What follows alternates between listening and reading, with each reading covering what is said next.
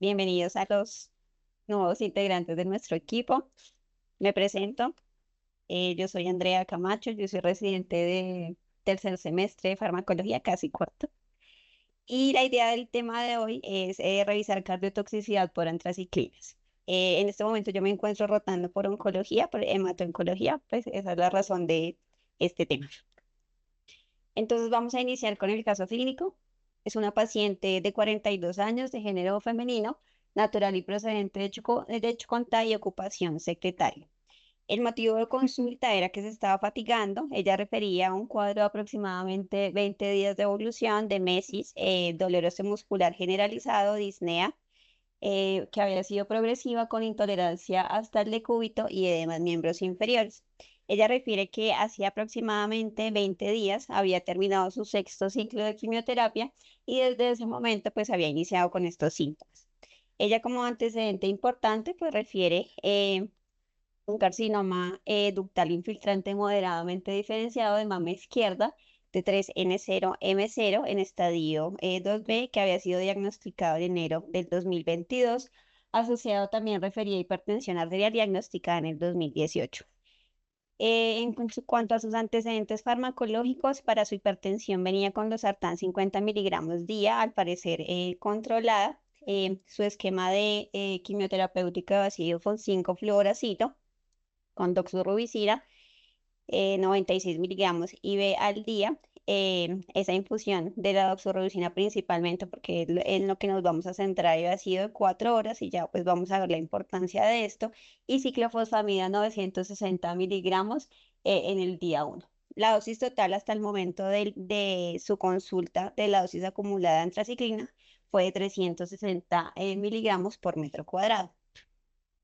En cuanto a los antecedentes quirúrgicos, pues inicialmente la cuadranectomía por su masa, toxicológicos no refería, sino solo consumo de alcohol de forma ocasional y hospitalarios por complicaciones infecciosas secundarias a su quimioterapia. En cuanto a los signos vitales de ingreso, ingreso con unas cifras tensionales de 178, taquicárdica, con aumento en la frecuencia respiratoria, desaturada al medio en 88.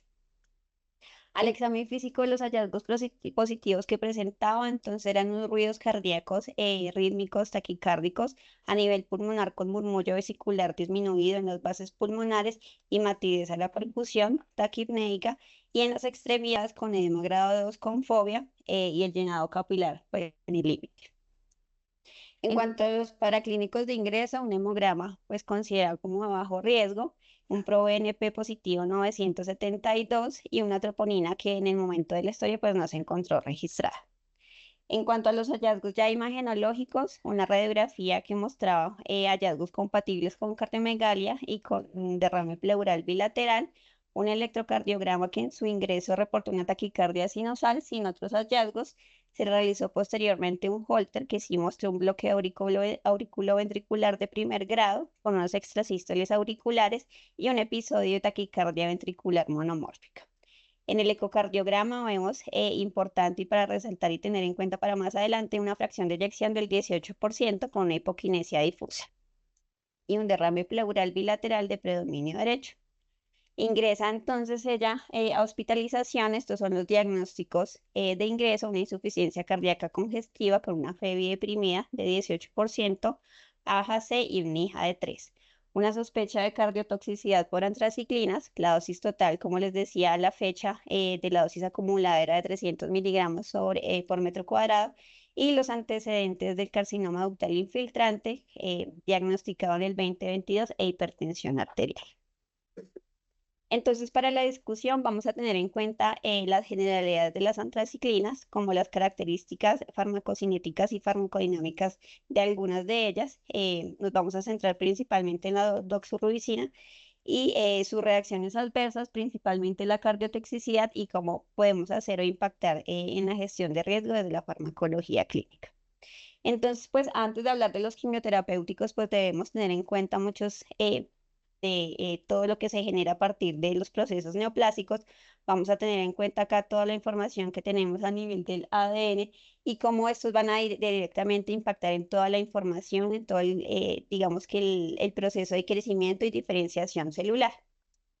Vamos a ver acá que pues para que podamos producir la nueva información genética debemos pasar principalmente por procesos de transcripción, traducción y replicación y cómo a partir de cada uno de estos procesos podemos generar targets farmacológicos dirigidos específicamente a cada uno de estos procesos. En cuanto a esto, vamos a ver que principalmente pues encontramos varios grupos farmacológicos dirigidos a alterar esto. Están los antibióticos, los antiparasitarios, los antivirales, y pues obviamente en este caso los vamos a dirigir a los antineoplásicos.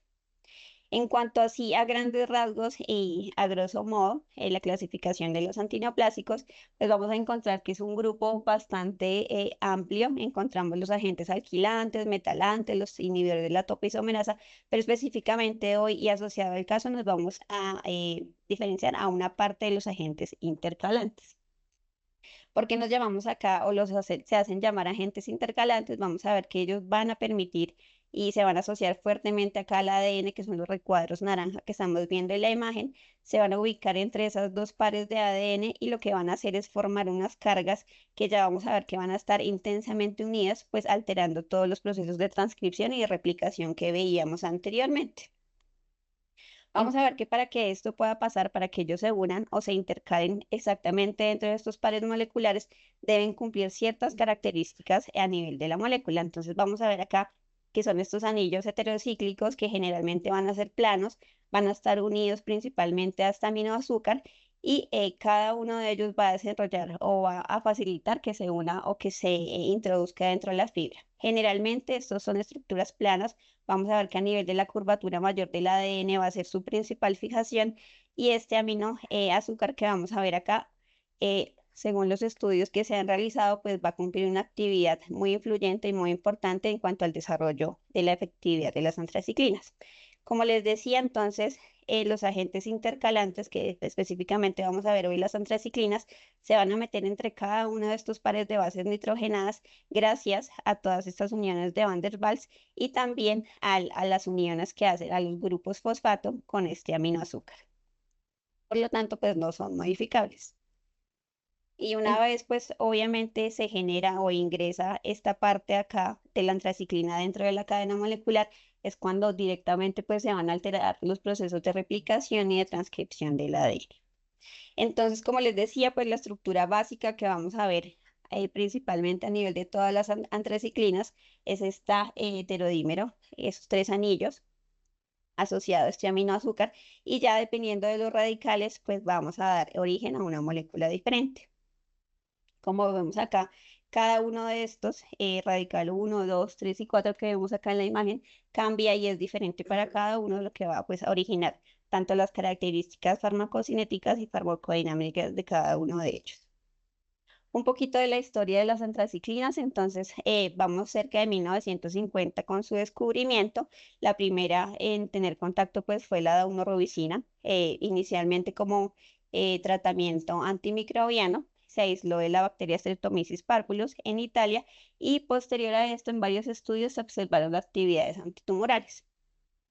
Ya en 1960 entonces se desarrolló la doxorubicina, como uno de su derivado, el derivado más potente de la daunorubicina, y se inició su tratamiento y su prueba terapéutica en las leucemias y en los linfomas. Sin embargo, cerca de 1960 se introdujo, perdón, también en el tratamiento de sarcomas y de cáncer de mama.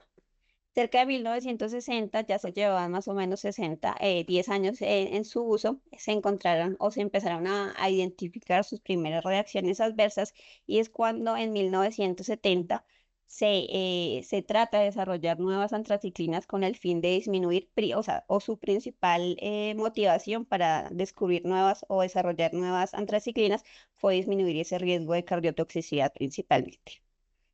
De las que tenemos actualmente disponibles, vamos a ver que en la práctica clínica principalmente la daunorubicina, doxorubicina y hiperrubicina son las que vamos a estar en contacto con ellas.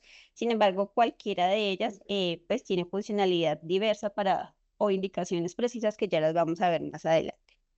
En cuanto al mecanismo de acción, vimos una parte, son agentes intercalantes, sin embargo, el target farmacológico específico de las antraciclinas pues va a ser la topoisomerasa 2. Recordemos que esta topoisomerasa lo que va a hacer es evitar ese superenrollamiento del ADN para que se pueda producir todo el proceso de transcripción y replicación, y lo que hace es corregir ese enrollamiento. Entonces, ¿qué va a hacer? Se va a fijar, se va a producir un enrollamiento negativo y finalmente pues el proceso de transcripción y replicación no se va a generar. En cuanto a la daunorubicina y doxorubicina, como les decía, nos vamos a centrar principalmente en dos o tres, que son las que más tienen relevancia clínica para nosotros. Vamos a ver que tienen una estructura muy similar, a diferencia, o lo que los va a diferenciar exactamente es este grupo hidroxilo que vamos a encontrar en esta parte. Este grupo hidroxilo, digamos que es a simple vista, digamos que podría ser una diferencia pues no muy relevante, pero vamos a ver que a nivel farmacocinético sí tiene un gran impacto. Vamos a ver que también entonces están compuestos por los tres anillos planos heterocíclicos y el aminoazúcar. Como les decía, este aminoazúcar es el que se identificó que va a dar estabilidad a cada una de estas moléculas y va a permitir y mejorar la unión al ADN, por lo tanto, pues es clave en la introducción y el desarrollo de cada una de estas. En cuanto a la daunorubicina, entonces vamos a ver que una de sus principales indicaciones pues es la leucemia aguda no linfocítica, también la melógena, eritroide y la leucemia linfocítica aguda. Para tumores sólidos, sin embargo, se ha visto que tiene poca actividad, a diferencia de la doxorubicina, tiene un volumen de distribución de aproximadamente 1,91 litros por metro cuadrado, eliminación va a ser principalmente hepática y la vida media es de 18,5 horas. Sin embargo, vamos a ver que muchas de estas antraciclinas tienen metabolitos activos cuya vida media pues es mucho más prolongada. En cuanto a la valrubicina, vamos a ver que principalmente, o digamos que actualmente su única indicación es el cáncer vesical, sea pues obviamente el manejo intravesical, es un análogo ya semisintético de la doxorubicina, y como les decía, muchos o su función principal también está a través de sus metabolitos activos. En la epirubicina, entonces, actualmente es componente de la terapia adyuvante del CA de mama primario, tiene una absorción del 100%, un volumen de distribución bastante importante de 21 litros por kilogramo, la unión a proteínas del 77%, vamos a ver que tiene metabolismo también hepático y a nivel de los glóbulos rojos, y principalmente su eliminación es biliar. Si vamos a ver acá, como les decía, este grupo hidroxilo, que fue una de las modificaciones que se le hizo a la doxorubicina, está asociado principalmente con la disminución de la cardiotoxicidad. En cuanto a la doxorubicina, entonces, pues tiene, digamos que como les decía, las de mayor uso clínico actualmente. Sus principales indicaciones es la leucemia linfoblástica, mieloblástica, los linfomas Hodgkin y no Hodgkin, los tumores de Wilms, neuroblastoma y los sarcomas óseos. Volumen de distribución de aproximadamente 809 litros por metro cuadrado, unión a proteínas del 75%. Vamos a ver que tiene una eliminación del 40% por bilis y el otro 5 a 12% por orina. La vida media varía entre 20 a 48 horas, y principalmente esa variación también se da por sus metabolitos activos. En cuanto a la doxorubicina, entonces, como les comentaba, su target farmacológico pues va a ser la topoisomerasa 2. Vamos a ver que principalmente su cardiotoxicidad o poder cardiotóxico se va a generar secundarias a especies reactivas de oxígeno, y a esa formación de unos complejos que van a formar con el hierro para hacer la cardiotoxicidad. Entonces, como les decía, digamos que en cuanto a su mecanismo de acción, vamos a ver que son principalmente sustancias intercalantes a nivel del ADN, van a ser unos aductos que finalmente lo que van a hacer es no favorecer la transcripción y la replicación, y generar la apoptosis de esas células que están pues mal, y son conocidos como pues, venenos de la topoisomerasa 2. Sin embargo, estos digamos que a nivel celular, principalmente sus efectos farmacológicos los vamos a ver a nivel nuclear, pero todos los efectos mitocondriales principalmente van a estar relacionados con los efectos adversos. Entonces, como vamos a ver más adelante, hay una alteración a nivel de la peroxidación de los lípidos, hay una alteración a nivel de la apoptosis, alteraciones a nivel del calcio intracelular que van a generar todas las respuestas adversas. Acá un poquito de todas las indicaciones que podemos ver, cómo su poder cardiotóxico también se ha investigado en cada uno de ellos. Como les decía, la valrubicina principalmente es o únicamente actualmente para cáncer urogenital o de vejiga, y ya la doxorubicina, que es la en la que nos vamos a centrar, sí tiene una amplia gama de tratamiento. En, en cuanto a los efectos secundarios y las toxicidades que podemos encontrar, van a ser variadas y van a tener unos factores dependientes. Uno de ellos pues va a ser la dosis del fármaco y las pautas de administración. Recuerden que la historia clínica decía que esta paciente recibe infusiones de aproximadamente 4 horas. Los factores de riesgo individuales de cada uno de los pacientes y la duración del tratamiento. En cuanto a los efectos secundarios, entonces vamos a ver que los podemos dividir en efectos que pueden encontrar de forma aguda o crónica. Dentro de los más comunes, pues va a ser la aplasia o la supresión de la médula ósea, la cardiotoxicidad, y va a depender principalmente de esa ventana terapéutica. Cuando hablamos de la ventana terapéutica, es ese tiempo en ese rango de dosis específica en la que yo puedo afectar las células malignas sin afectar las células que están en buen estado.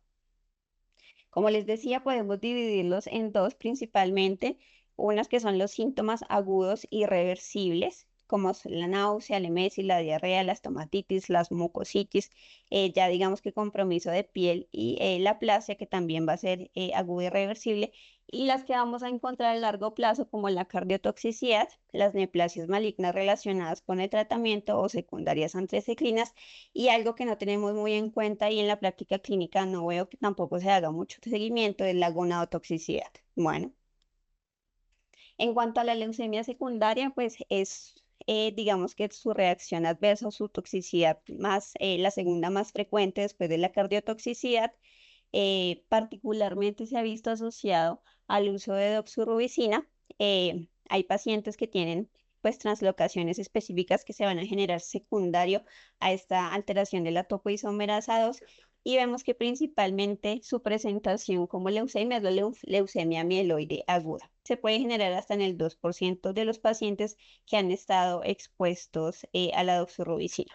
En cuanto a la presentación, leía que generalmente se puede presentar después de 5 a 10 años de haber estado expuestos al fármaco.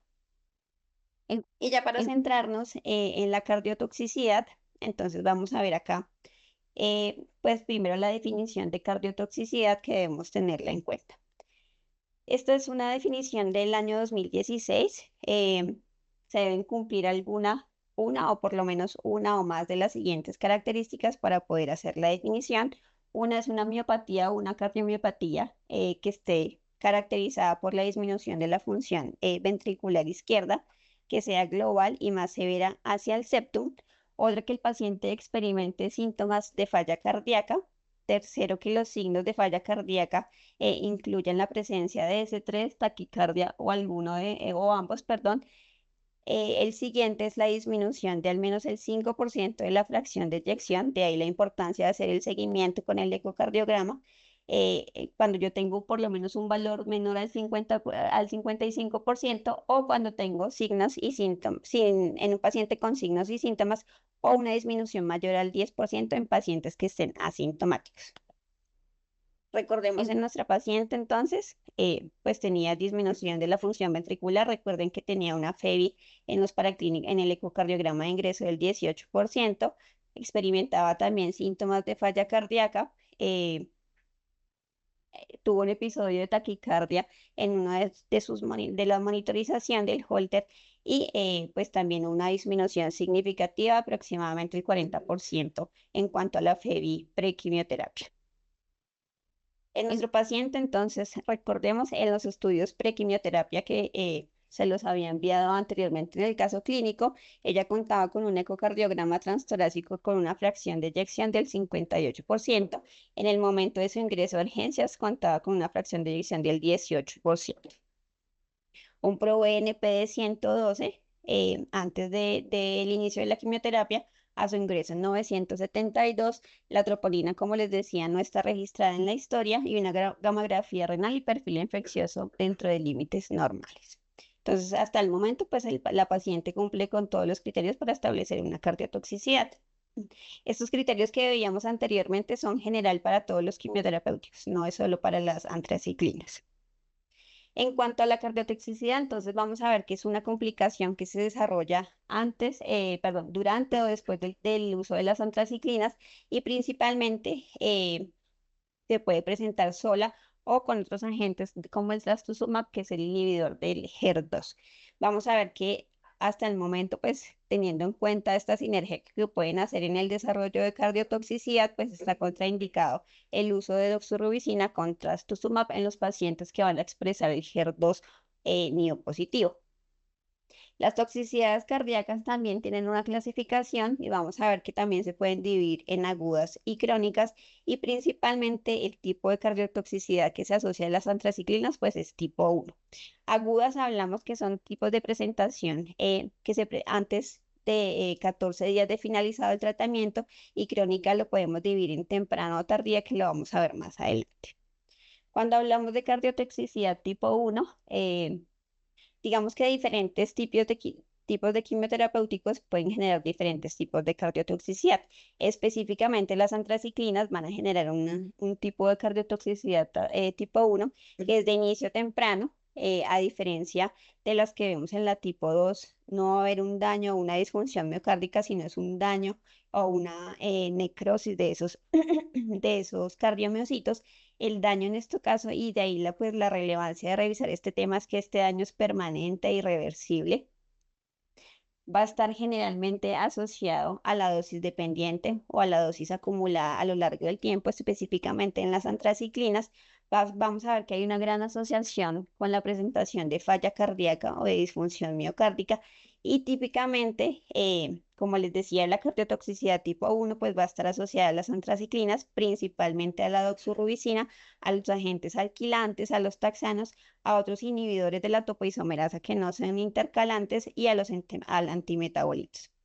Principalmente, característico ejemplo que vamos a encontrar en la literatura de la cardiotoxicidad tipo 2, como les decía, el trastuzumab o los otros inhibidores de la tirosina quinasa. En, en cuanto a la cardiotoxicidad tipo 1, entonces les decía que podemos tener presentación aguda o presentación crónica. En la presentación aguda generalmente vamos a ver debut de arritmias, principalmente de bloqueos EAB, como presentaba nuestro paciente, síndrome de pericarditis y miocarditis, y la dosis acumulada en este caso pues no va a tener, digamos que mayor impacto. En cuanto a la cardiotoxicidad crónica, vamos a ver que es una lesión ya que es acumulativa del miocardio. Estas lesiones se van a generar o van a progresar con cada dosis nueva de la doxorubicina. Puede ser de aparición temprana, como yo les decía, antes de los 6 meses o posterior a los 6 meses del finalizado el tratamiento y su principal manifestación clínica pues va a ser la insuficiencia cardíaca congestiva. ¿Qué hallazgos podemos encontrar entonces a nivel histopatológico? Este fue un estudio que hicieron en ratones donde compararon casos y controles de exposición a doxorubicina y vamos a ver cómo estas miofibrillas y todas las alteraciones a nivel de los mios pues se van presentando poco. Hay alteración a nivel del retículo sarcoplásmico. Si vemos acá se pierde totalmente la diferenciación celular entre cada uno de ellos, lo que finalmente, y lo que yo les decía de la relevancia es que estos cardiomiocitos finalmente experimentan necrosis, va a haber una fibrosis de la fibra miocárdica y principalmente, y muy patagónico, lo que nos va a permitir a nivel de patología identificar la miotoxicidad es porque la antraciclina produce un patrón muy clásico o único para ellos. Entonces se puede identificar de una miocarditis viral, de una miocarditis por otro agente quimioterapéutico, porque sus hallazgos van a ser patognomónicos de las antraciclinas. En cuanto a la epidemiología, otra de las cosas importantes que debemos tener en cuenta es que la mayoría de los pacientes van a estar asintomáticos durante las primeras fases, van a presentar alteración y necrosis a nivel de de los cardiocitos. Sin embargo, su presentación clínica hasta cierto determinado momento va a ser asintomática. De ahí la identificación temprana de estos pacientes con el ecocardiograma y con los biomarcadores para poder hacer la identificación. La miocardiopatía, entonces, cerca del 20% de los pacientes van a desarrollar insuficiencia cardíaca congestiva y algo muy importante que también debemos tener en cuenta es que Estos, estas insuficiencias cardíacas generalmente van a ser resistentes al tratamiento, digamos que normal o establecido para una falla cardíaca convencional, y hasta el 79% de los casos va a estar asociado a mortalidad. Se ha visto que hay polimorfismos asociados al desarrollo de cardiotoxicidad, los cuales podríamos implementar en el momento previo al inicio de las antraciclinas. En cuanto al potencial cardiotóxico, entonces, como les comentaba, la doxorubicina es el que más potencial cardiotóxico tiene si lo comparamos con las otras. eh, Sin embargo, a pesar de que es el más cardiotóxico, es el que el más evidencia ha mostrado en cuanto al riesgo, a disminución del riesgo de recaída y el tiempo libre de enfermedad comparada con las otras antraciclinas. Entonces, de ahí que a pesar de ser el más cardiotóxico, pues es el que mayor uso tiene actualmente. La epirubicina, si lo comparamos con el resto de las otras, es el que menor potencial de cardiotoxicidad tiene.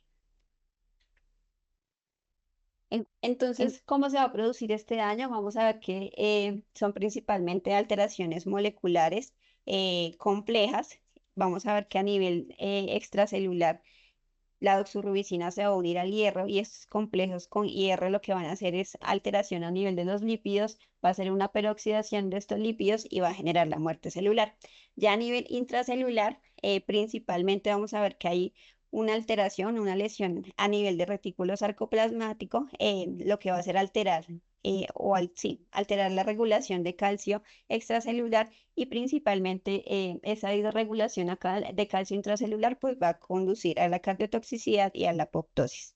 También vamos a ver que hay otras vías, digamos que involucradas en el desarrollo de la cardiotoxicidad, como es la autofagia, el aumento de la endotelina y otras citoquinas proinflamatorias, alteraciones también epigenéticas, y principalmente todo el daño, como les decía, su efecto farmacológico se hace a través o interviniendo en el núcleo. Sin embargo, todos sus efectos cardiológicos de cardiotoxicidad pues se van a ver asociados a ese daño mitocondrial.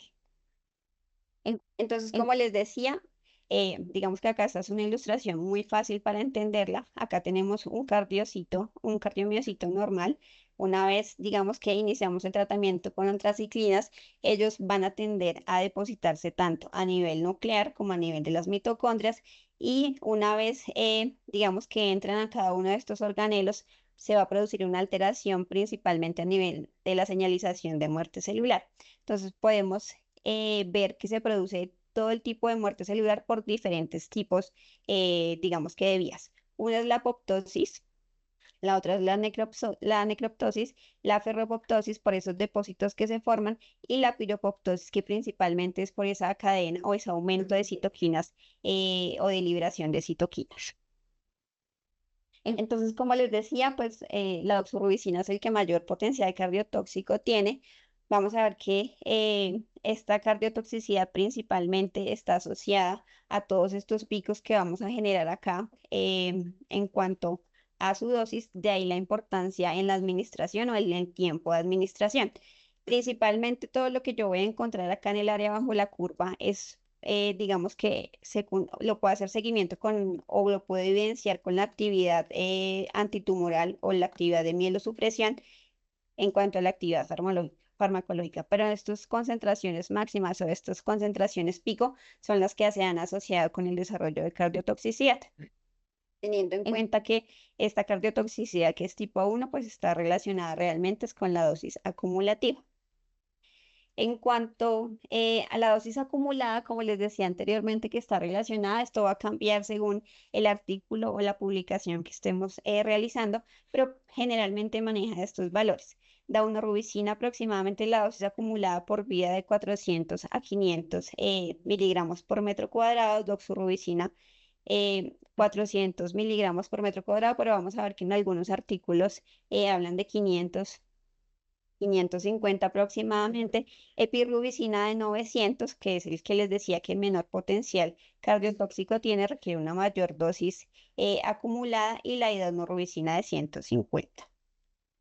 En cuanto a esto, entonces, como les decía, cambia pues según la literatura que estemos concretando, acá hablan en este artículo principalmente de la dosis de doxorubicina acumulada mayor a 500 miligramos por metro cuadrado y a partir de esto pues se han generado varias presentaciones a nivel, sí, o sí, presentaciones como es la doxorubicina liposomal, que sin embargo pues también tiene potencial cardiotóxico a pesar de la modificación que se ha hecho.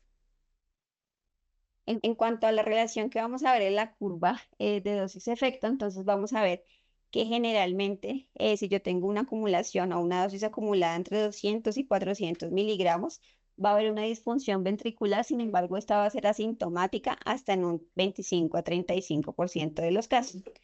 Las dosis que hablan ellos de más de 550 miligramos por metro cuadrado generalmente está asociada a un porcentaje de cardiotoxicidad hasta el 16% y definitivamente en esto sí llegan a un acuerdo la mayoría de la literatura revisada y es que las dosis de 700 miligramos por metro cuadrado tienden a ser cardiotóxicas hasta en un 50%. En, en- entonces, en cuanto a la dosis acumulada, en general podemos concluir que una dosis acumulada de 400 a 450 miligramos está asociada con un mayor riesgo de cardiotoxicidad si sobrepasamos este nivel.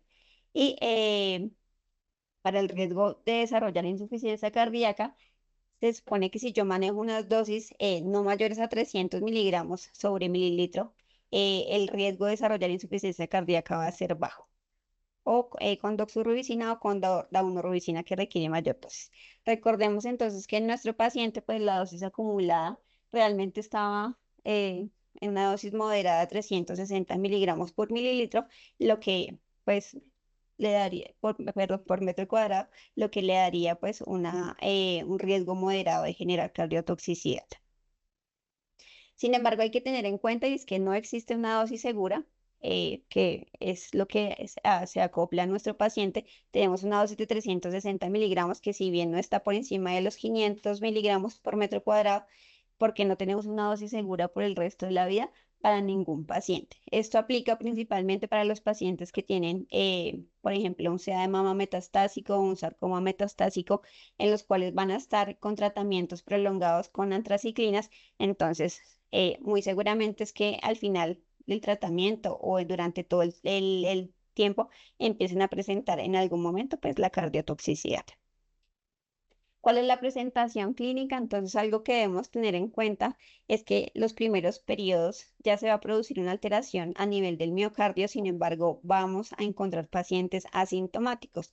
De ahí creo que es nuestro principal rol o pues del profesional también encargado de formular las antraciclinas, de hacer una medición basal de la troponina y el péptido natriurético para poder, digamos que evaluar esa disfunción micárdica en los pacientes que están asintomáticos durante las fases de quimioterapia.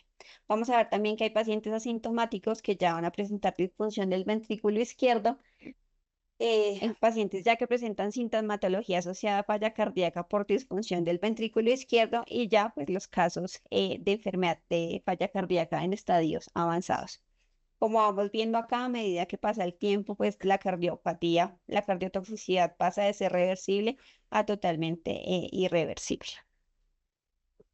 En cuanto a a la presentación clínica, entonces, como les comentaba, vamos a ver en la parte crónica que puede ser crónica temprana o crónica tardía.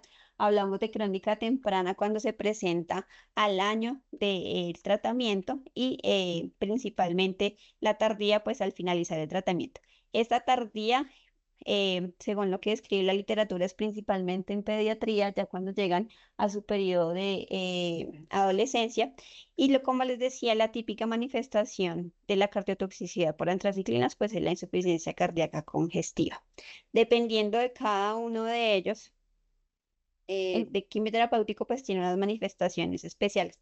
Algo que también quería comentarles es que recordemos que ella también estaba con ciclosporina y ciclofluoracilo, que todos de cierta modo tienen un aumento en el potencial cardiotóxico. Entonces, ella también estaba con ciclofosfamida, eso también aumenta el riesgo de presentación de falla cardíaca y principalmente a nivel de la conducción eléctrica, el 5-fluoracilo también ha impactado. Entonces, digamos que no fue solo la antraciclina en este caso, sino también el manejo conjunto que se le dio.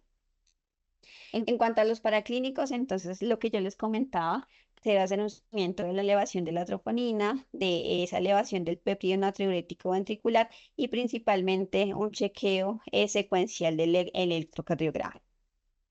En cuanto a los factores de riesgo que podemos entonces presentar para el desarrollo de cardiotoxicidad, una es el género femenino, que está descrito principalmente en población pediátrica, ya en la adultez no hay una diferenciación o un riesgo significativo entre hombre y mujer, pero en pediatría sí, en las niñas son más probables el desarrollo de cardiotoxicidad. La exposición previa o concurrente a radiación a nivel torácico también es un factor de riesgo, comorbilidades cardíacas como hipertensión, que es el caso de nuestra paciente. Los extremos de la vida, pediatría, adultos mayores, pues son más propensos a generar cardiotoxicidad, la hipertensión arterial y recordemos que el principal factor de riesgo en estos casos, pues es la dosis acumulada. Entonces, ¿qué debemos tener en cuenta en los factores de riesgo, ya sea asociados al paciente o asociados a la terapia? Entonces, como les comentaba, pues que tengan alteraciones de hipertensión, diabetes, que fumen, alteraciones del ventrículo izquierdo previas o falla cardíaca previa o enfermedad coronaria, estos pacientes van a tener mayor riesgo, aumento de la edad, el género femenino y que tengan los antecedentes del polimorfismo genético que les comentaba anteriormente. Los que ya están asociados a la terapia, entonces la dosis acumulativa, que es, digamos que el marcador más importante, el régimen de infusión, se han dado cuenta que estos pacientes a los que se les hacía aplicación de la doxorubicina con bolo, pues eran los que mayor riesgo de cardiotoxicidad generaban, pero que si hacían infusiones prolongadas de por lo menos 4 a 6 horas, ese riesgo disminuía. ¿Verdad? Y el uso concomitante con otros agentes quimioterapéuticos como el trastuzumab, la ciclofosfamida o la radioterapia. En- Acá, digamos que esta es una guía que sacó la Guía Europea de Cardiología para poder establecer el riesgo basal antes de iniciar los quimioterapéuticos. Ellos tienen en cuenta varias consideraciones como es antecedente de la falla cardíaca, que tenga una enfermedad valvular previa, que tenga angina, que tenga una FEBI reducida antes del inicio o alteraciones en los biomarcadores, pacientes mayores de 80 años o pacientes menores de 65 años, ¿verdad? Y que tengan asociado hipertensión, diabetes o enfermedad renal crónica. Si yo tengo más de dos riesgos, menos de un riesgo es considerado como de bajo riesgo para hacer cardiotoxicidad, de 2 a 4 un riesgo medio y mayor a 5 tengo una alta probabilidad de hacer cardiotoxicidad. Entonces, en cuanto a la gestión del riesgo que debo tener en cuenta, la idea es que en estos pacientes pues yo debo tener un electrocardiograma basal y seriado.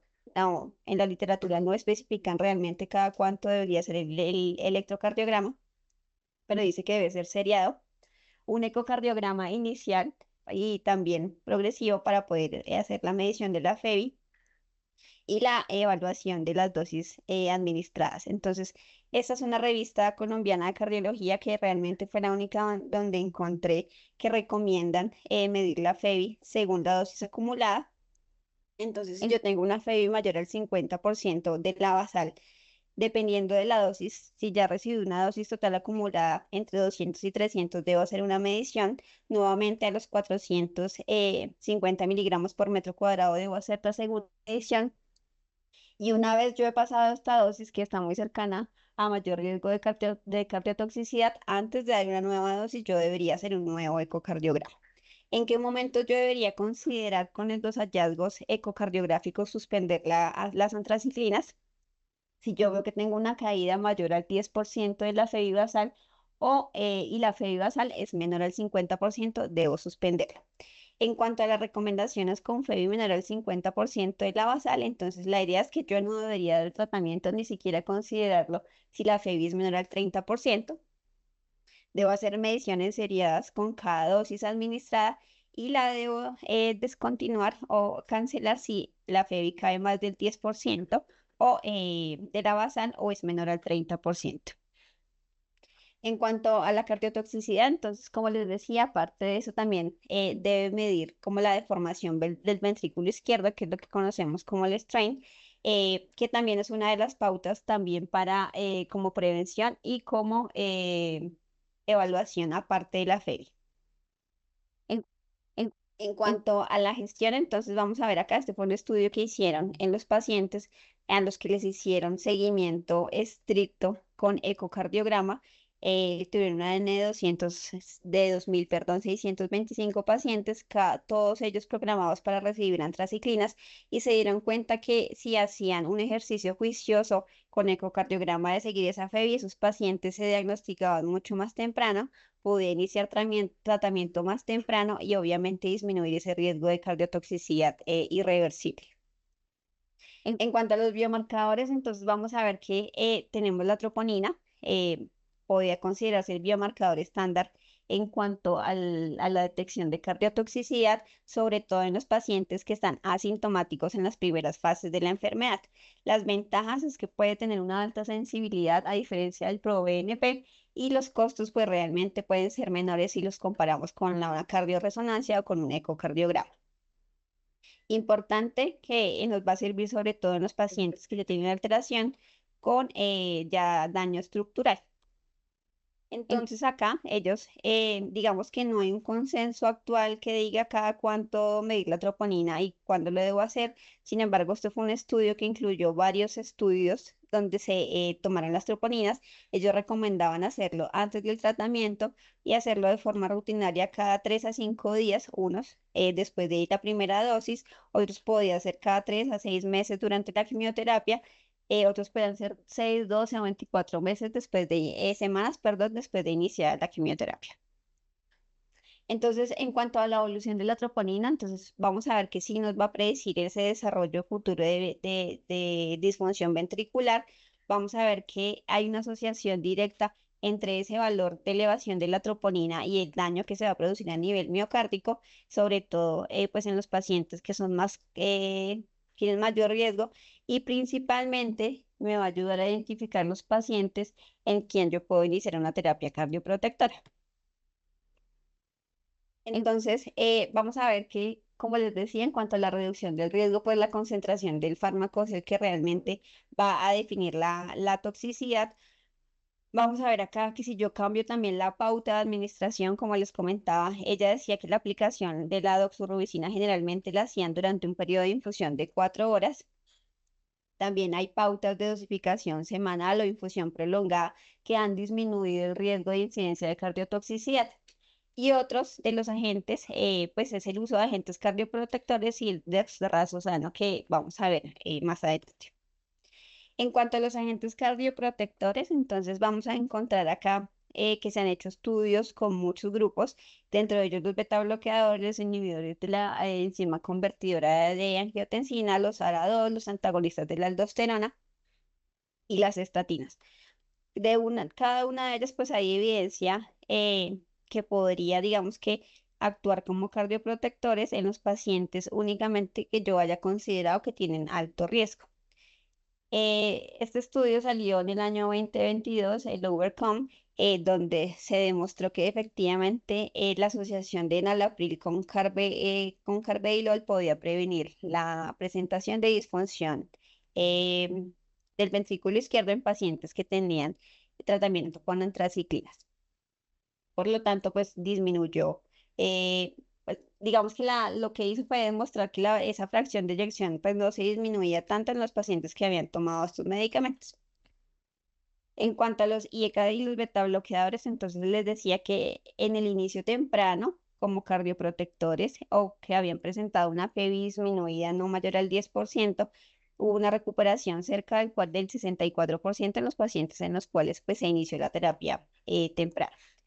Ya para el sacubitril valsartán, digamos que eh, digamos que el reporte apenas son reportes de caso que tenemos actualmente, unas cortes de pacientes muy pequeñas que dicen que sí podrían mejorar, que sí ha tenido mejoría en el BNP, digamos que en la progresión de la disminución de la FEBI. Sin embargo, pues hasta el momento no hay estudios totalmente, o sea, la conclusión de los estudios es que necesitamos estudiarlo más para poder hacer una recomendación como tal. En cuanto a las estatinas, entonces también se hizo una corte pequeña de pacientes. Este estudio salió en el 2023 se llama Stop, no me acuerdo, el nombre, pero se llama Stop algo, y mostró que efectivamente las estatinas sí ayudaban a reducir ese riesgo de cardiotoxicidad. Sin embargo, el impacto no fue relevante comparado con el uso de IECAS y arados. Entonces, hasta el momento, si yo tengo un paciente con alto riesgo de generar cardiotoxicidad, las puedo utilizar, pero pues digamos que el impacto no es significativo. En, en cuanto al dexrazoxano, entonces vamos a ver que actualmente pues es el único fármaco aprobado por la FDA para este uso y prevención de la cardiotoxicidad. Sin embargo, tiene una indicación muy clara, y es para los pacientes mujeres que vayan a utilizar doxorubicina que tengan cáncer de mama metastásico, por lo que yo les decía de dosis acumulada. Si ha recibido una dosis acumulada de doxorubicina de 300 miligramos por metro cuadrado y que van a continuar recibiendo doxorubicina, tienen la indicación de utilizarla. En nuestra paciente, recordemos que era su último ciclo, no iba a recibir más, pero ya estaba por encima de la dosis de 300 miligramos, que pues si continuara sería una candidata para poderlo recibir. Actualmente acá en Colombia está aprobado. Sin embargo, pues indagué con los oncólogos de cardio infantil y no se utiliza realmente. En- Entonces hay cierta evidencia, esto lo dicen la mayoría de los artículos, que el uso concomitante del rexazoxano con el 5-fluoroacilo y la doxorubicina podría de cierta forma interferir en la eficacia antitumoral de este régimen. Por lo tanto, ellos no recomiendan su uso durante la misma administración, que dicen que debo tratar de administrarlo por lo menos 15 minutos antes de que se inicie la quimioterapia, quimioterapia 15 a 30 minutos antes, para disminuir ese riesgo de que disminuya la eficacia.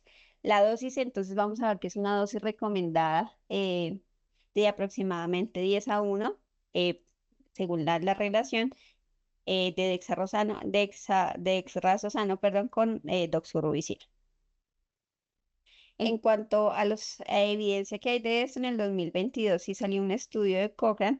Ellos tuvieron en cuenta tres estudios de niños, 1.252 niños con leucemia, linfoma y tumor sólido, y 8 estudios en adultos, que dijeron que efectivamente los adultos que habían utilizado este fármaco sí ya se había podido prevenir o reducir el daño de cardiotoxicidad en los pacientes que específicamente habían sido tratados con antraciclinas, y que los efectos secundarios pues no habían sido de mayor relevancia. Sin embargo, pues está solo hecho para las pacientes con SEA metastásico específicamente.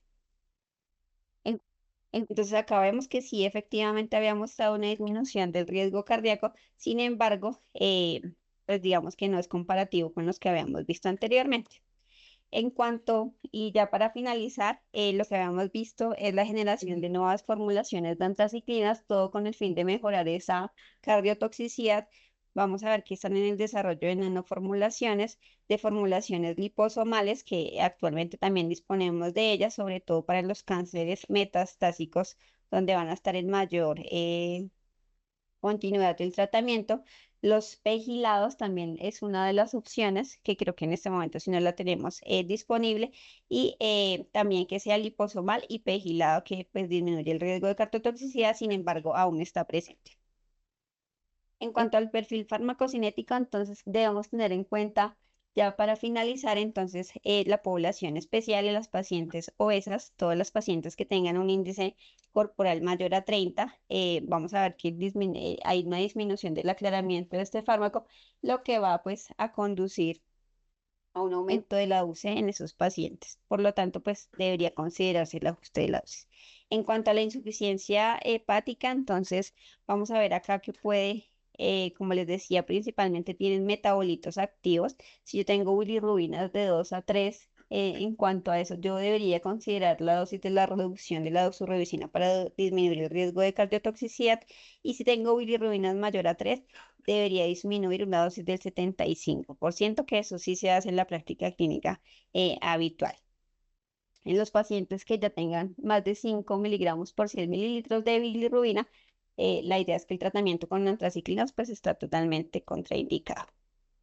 Ya para finalizar, entonces, ¿qué pasó con nuestra paciente? Pues ella fue valorada por cardiología, dieron manejo farmacológico en el momento con betametildigoxina y furosemida. Hubo resolución de los síntomas congestivos. Dieron egreso con carvedilol y enalapril. Como ella ya había terminado su ciclo de antraciclinas, dieron salida con tamoxifeno con control ecográfico en 3 semanas, pero sin troponina y sin ProBNP. Y ya nuestras ideas finales, entonces, pues la cardiotoxicidad por antraciclinas, pues principalmente está relacionadas con la dosis acumulada. eh, y dependiendo pues también del potencial de cardiotóxico de cada uno de ellos, vamos a ver que de relevancia que es una cardiotoxicidad permanente de alta mortalidad, está asociado principalmente con esos picos, de ahí pues la importancia de su administración y se debe establecer siempre el riesgo individual de cada uno de los pacientes de los que van a estar expuestos. Debo y cuento actualmente con medidas preventivas o cardioprotectoras que según la evaluación de cada uno de los pacientes pues debo implementarlas.